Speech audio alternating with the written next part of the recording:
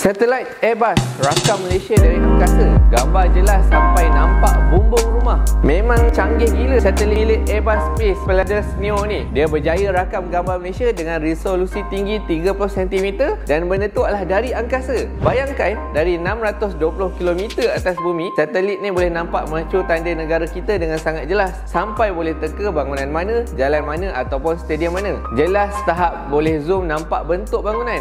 Apa itu Palladius Neo? Palladius Neo ialah rangkaian satelit pemerhatian bumi paling canggih milik Airbus. Resolusi image sehingga 30 cm, panchromatic. Maksud dia sangat tajam, mampu rakam sehingga 2 juta kilometer sehari, orbit 620 km atas permukaan bumi. Dia akan ulang lawatan setiap hari ke mana-mana lokasi di dunia. Image multispectral dengan 6 jalur spektrum warna termasuk deep blue dan red edge. Keupayaan rakam mono, stereo dan tri-stereo untuk 3D mapping. Apa lagi yang best? Satelit ni dia dilengkapi dengan sistem komunikasi laser. Jadi image yang dirakam boleh dihantar hampir serta-merta, macam live update daripada angkasa. Ketepatan geolokasi bawah 5 meter sangat berguna untuk pemetaan bandar, pertanian, pantau bencana ataupun perubahan landscape. Anda boleh teka tak ini dekat mana? Airbus baru-baru ni tunjuk beberapa gambar Malaysia yang dirakam dan kualiti dia memang mind blowing. Ada image jelas KLCC, jambatan ikonik, susunan sawah padi dan pelabuhan utama negara. Siapa yang minat geospatial, drone, pemetaan ataupun smart city, ini memang teknologi yang boleh ubah cara kita pantau bumi. Dari cuaca, pembangunan bandar, keselamatan,